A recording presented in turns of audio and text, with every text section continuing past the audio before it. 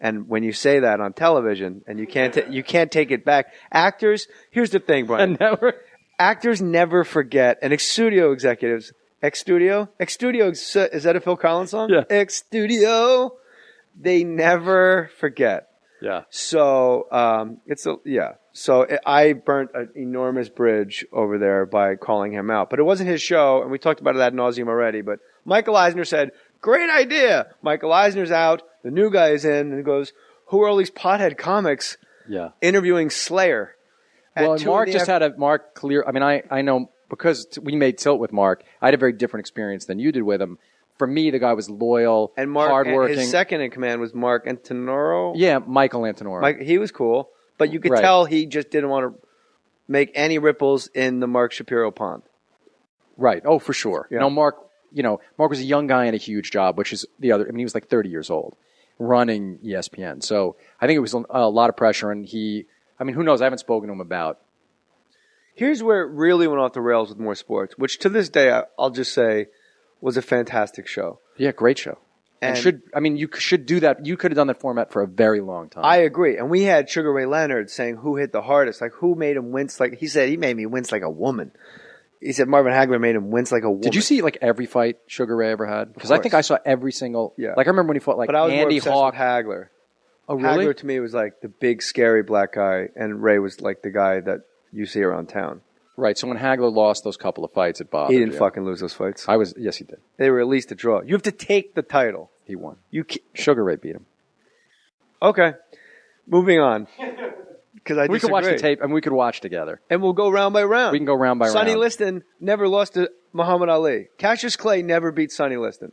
If you watch that first fight round by round, Can I tell you, it's not amateur boxing with the little white things on the front of the glove, and every time they touch with the little white thing, you win the round. It's about dominating your opponent. It's about looking to the judges like you're the guy who fucking crushed it. Sugar Ray did it. To me, with Sugar Ray and Hagler, it was two completely different styles, and neither guy backed down from their style. Like, I love UFC. I'm a huge MMA guy, and I love wrestlers in UFC. Fans hate it. Peripheral fans, because it's boring. Do you think Stan Stasiak really beat Ivan Koloff? Well, Ivan Koloff and I, for legal reasons, I can't. Anything Polish Hammer. Right. Yeah. Oh, yeah, you're right. Koloff, he totally fucking lost. Thank you. You know what? And he was on the fucking time. He was a jobber, man. He was a jobber. You know what I mean? Once you let Don Morocco into the ring with the Asiatic spike, it's like, what are we doing here? Yes. Is there going to be rules or what? Honky tonk man, you can't bring a guitar into the ring. I'm sorry. No, I don't. It's a foreign. I mean, the definition of a foreign object. It's made in Taiwan. That's right. It's a guitar. And how are the Samoans allowed in the ring? Because they are living, breathing, carbon-based life form foreign objects. They are from the island of Tonga. Why are they called the Samoans if they're from the island of Tonga? Oh no, Snuka was from the island of Tonga. Right. The Samoans, I think, were from Samoa. What was I even talking about? Didn't you write it down? You got the book, so you don't forget. Yeah, but, we're talking about Doug Lyman. I wanted to get back to this. When we were shooting, Cohen, what did I just say 5 minutes ago? He's playing fucking asteroids here and sitting on the treadmill playing Dig Dug on his Kinect. Anyway. All right, I think that's inauthentic, Doug Lyman, we were in the liquor store shooting Go, and Doug Lyman just, for some reason, we couldn't please him. And it's the scene where we find out that we're cheating on each other with the same guy, Jimmy from Makeup. Yeah. And Scott Wolf's like, I don't want to talk about it. It's drama and not good drama, like Roseanne, bad comedy drama. It's bad. And it's fine. I remember just staring at Crown Royal and Scotch all night because we're on our knees, and then we stand up and we walk to the register, and it's the actual guy that works there. And he's like, when are you guys going to leave? You're killing my business. So we keep handing him like 20s and shit to let us stay. And Doug just keeps coming in like, and then it degenerated to the point a couple hours later, like, you gotta mind, like, now cops are circling what's going on in here. And he goes to Scott Wolf, let's say you're a gorilla. And JJ's a gorilla too. But he's always told you he's a gorilla. And now you're kind of finding out like he's a lion. But he's still, when you look at him, he's a gorilla. But he's a lion, And Scott goes, no, I have no idea what you're talking about. He goes, okay, and he looks at me, he goes, let's say you're a gorilla. I go, got it. Right. Let's go. Roll. I know exactly what he's saying. And Scott goes, oh, but I thought I was a gorilla. And I'm looking at Wolf like, shut up, let's what go. are you doing? Let's shoot this fucking thing. dope from West Orange. That's the difference between West Orange guys and Verona guys. Right. He goes, well, I thought I was a gorilla. And he goes, no, you're both gorillas. But like, you find out he's a cheetah or a lion now, but you're still looking at someone to your eyes who's a gorilla, but maybe to the man behind the counter, he's not a gorilla. And maybe like a couple hours from now or tomorrow, you realize he's no longer a gorilla. And Scott just keeps going, I have no idea what you're talking about. And I go, Doug, you know what? Scott's hilarious. We got it. And then Scott goes to talk, and I physically like restrain him. To his defense, he really was just he was down the rabbit hole of Doug Liman's laser beam of genius. But it was just off to the side. You can't play. I promise you can't play that. Even if you can understand it, you can't play it. And I looked at Scott. I go, if you fucking ask him one more question, we're going to fist fight, and I'm going to make sure cameras are rolling. And he goes, what the fuck is he talking? I go, just fucking do it the same way we've been doing it. But just say the words. In your mind, just think fucking gorilla or something. Let's just go home. It's 4 a.m. in Venice at a liquor store. And so we do the take. It was bad. Okay, Jimmy from Wardrobe. Jimmy. Oh my God. We walk out, and Doug Liman's in Video Village. He gives us a huge thumbs up, and he's like, you nailed it. Yes, I told you. And he goes, wow, that was like pulling teeth with you guys. I couldn't get you guys to understand what I was saying. The next night, we're doing the club scene where we go, no, it was the same night. We go to Santa Monica Airport, giant hangar. We're doing the scene where I got to kiss the guy, and we cut his hair. Yeah. And, we're standing in line to get into the club, and there's probably 200 extras, 150 of which are moderately attractive women.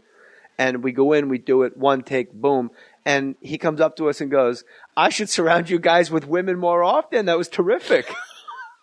And we're like, oh, really? Because there's no dialogue. We walk in, tap a guy on the shoulder. Yeah. I kiss him. Scott cuts his hair. Cut, print. Done. Let's move on. But I think we should say that Doug Liman is one of the most successful directors. Born Identity. Yeah, Born Identity, Mr. and Mrs. Smith.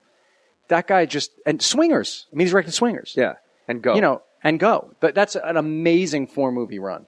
Yeah. It's a staggering 4-movie run. Because when he did Swingers, you could have thought, people did, well, it's Favreau. Favreau's the genius behind that. But Doug did direct the movie, and he did direct Go from a great script by John August. And then Mr. and Mrs. Smith. And I mean, Born and then Mr. and Mrs. Smith. Whatever he does, if you like Brad Jelena, you can thank Doug Liman for that. Yeah, he did putting those two together, because he said to Brad Pitt, "Let's say you're an ocelot," and he said to Angelina Jolie, "Let's say you adopt a boatload of kids. Let's say you go to the color chart and cover it, adoption-wise." And one of them oddly won't age, and then they get together like in The Rest Is History, as they say. Wow. That was a weird situation with Go, because I went and met with Doug and John August, and they said to me, great to meet you. And it was, where Crunch Fitness is, like in West Hollywood. It's like this weird, those offices that are never full, like this transient offices. And I go up there, and I go, oh yeah, the guy from Swingers, sure. And they literally said, nice to meet you. I go, really great script, John, really great. And they go, so would you want to play Zach or Adam? And I go, which one says the word go? Because I forgot. And they go, Zach. And I go, I want to play the guy that says the title of the movie. And they go, all right. And that was it? That was it. You didn't read? No. Great. Like in my meeting, they said, which one of these two guys do you want to play? And then in the movie, when I look back now, it's super ham-fisted, like slow-mo. Go. Right. Like I'm shooting fucking, I thought I was saying Rosebud. Right. I just go. You were so into it. And it's that slow-mo camera, whatever it's called. Yeah, how many for 30 frames? Yeah. Say it. What's it called? Well, you mean shooting in 30 frames? Yeah, like in The Godfather when he comes out of the bathroom, 30 frames, which we duplicated in Mafia, a movie that should have done better. I never saw that movie. You'll like it. If you smoke grass, it's amazing. He's a pothead. If you smoke grass, it's the guys that did Airplane and stuff. Right. Yeah. Jim Abrams, delightful. Right. They're brilliant. So guys. Rounders, I talked to Gary Goldman about you. He said you were in that culture. Like you were like a degenerate gambler. Yeah. Oh, yeah. That's where you're going asking about Tilt and Rounders. You were starting to say. Oh, so ESPN had it for a while. Yeah, and you were one of the guys that were in there that had it. Yeah. When ESPN had the original programming. Yeah, I spent 2 years. I spent 2 years, like kind of lost years playing poker, where they had this club on 24th Street off Madison called the Mayfair Club in the city. And I would go there. I stumbled in there one day. A friend of mine knew a guy, and knew someone else who could get me in. And it was an underground card club in New York. And I got married young, and I've been faithfully married 20 years this weekend. So Mazel. I couldn't thank you. But the thing is, I had no real vices. Like, I didn't really get fucked up, and poker just was like, for me, it was an enormous challenge. You were totally present when you're playing. You have to be hyper focused, and I just loved every part of it. I loved winning. Sadly, I didn't mind if I lost. It would drive me crazy, but in a way that I had to go scratch the itch. Bad beats. Yeah. Oh, God damn it. Yeah, bad beats. Is it true you remember? I mean, you were writing from actual experiences. Like, you do remember. Do you still now remember 15 years ago a bad What hand? I remember really was the moment I knew I couldn't be a world-class poker player. I remember that I'd built my bankroll. I was walking around. I started with very little. Like, the first night I went, I lost. I had to go to the ATM, pull out more money. I lost that too. I lost $750 the first night that I ever walked into the Mayfair Club. But I called Levine when I left, and I said, this is the movie, like the thing we've been wanting to do. Does the Mayfair Club know that there's a gambling thing going on underneath? The Mayfair Club is what the poker club is called underneath this apartment building in Manhattan. Okay. It was just called that. It was like a hotel. It was originally like a backgammon club, and then it became, but where guys would play backgammon for money. Then it became this poker club.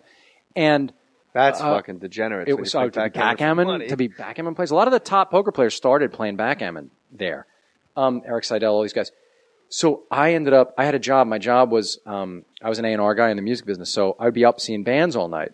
So instead, like, I would go see a band, and then I would just, like, stumble into the Mayfair at, 12, 1 or 2, and I would just play till the morning. And then I would, like, go to the office, and I'd leave midday, and I'd go play cards. And I really spent a couple of years playing poker, and I built up my bankroll and built it up and got better and better.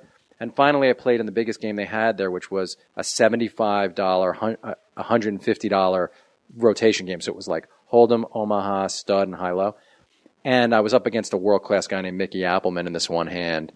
And it was for my whole... So I was so proud of this gangster role I had. Like, I would walk around with, $8,000 or $10,000. And it was, like, only for gambling. Like, if I wanted to get pizza and I didn't have enough money for pizza, I wouldn't touch... I could have $8,000 on me. I wouldn't touch it. You respected it. That was for that was for poker. That was... And I really got cocky. Like, no, this is my... I'm not a gambler. I'm a poker player. I really thought I was going to be the World Series of Poker. Like, I was going to...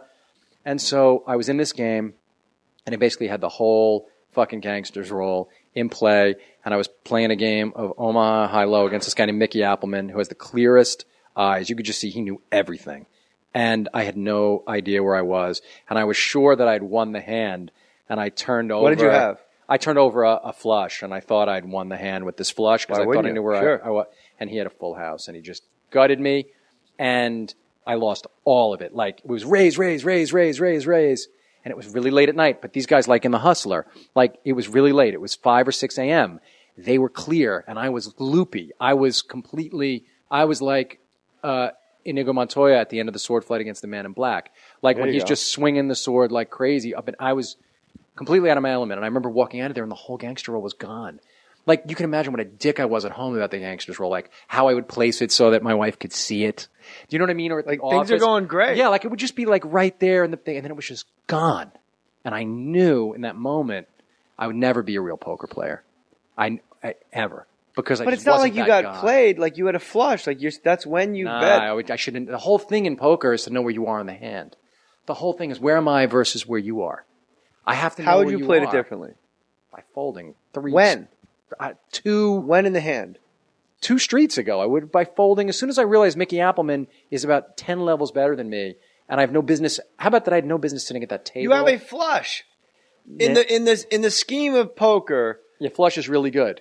Only things better are full house, 4 of a kind, or right, straight flush, royal flush. And those things are very hard to get.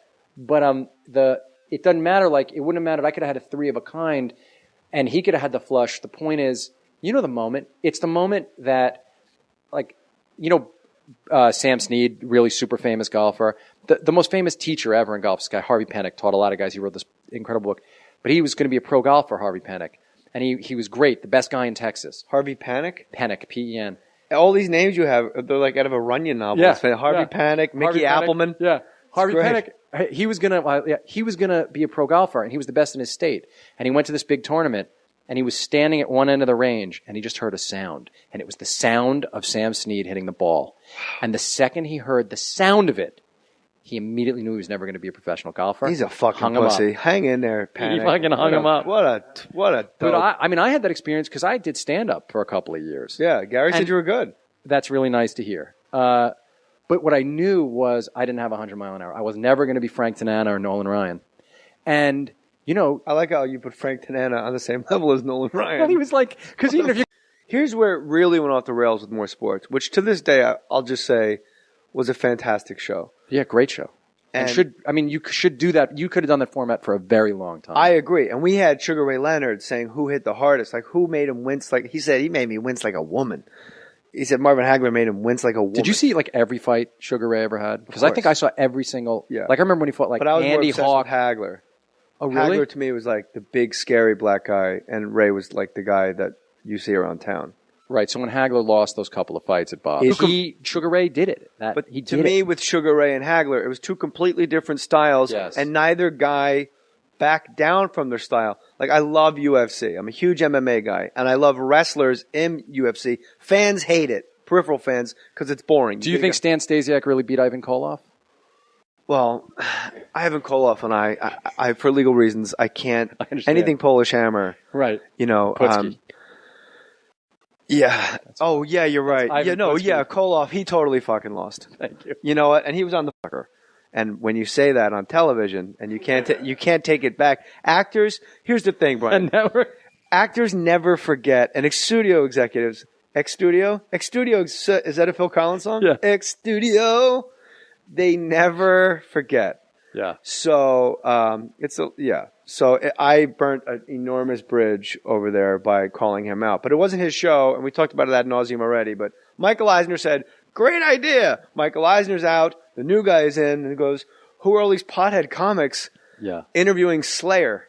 Well, Mark just had Mark clear. I mean, I know because we made Tilt with Mark, I had a very different experience than you did with him. For me, the guy was loyal, and Mark, hardworking. His second in command was Mark Antonoro. Yeah, Michael Antonoro. He was cool, but you could tell he just didn't want to make any ripples in the Mark Shapiro pond. Right. Oh, for sure. Yeah. No, Mark was a young guy in a huge job, which is the other. I mean, he was like 30 years old, running ESPN. So I think it was a lot of pressure, and who knows? I haven't spoken to him about. He didn't fucking lose those fights. Yes, he did. They were at least a draw. You have to take the title. He won. Sugar Ray beat him.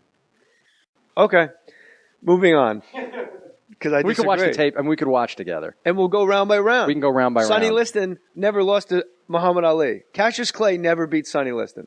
If you watch that first fight round by round, it's not amateur boxing with the little white things on the front of the glove, and every time they touch with the little white thing, you win the round. It's about dominating your opponent. It's about looking to the judges like you're the guy who fucking crushed it.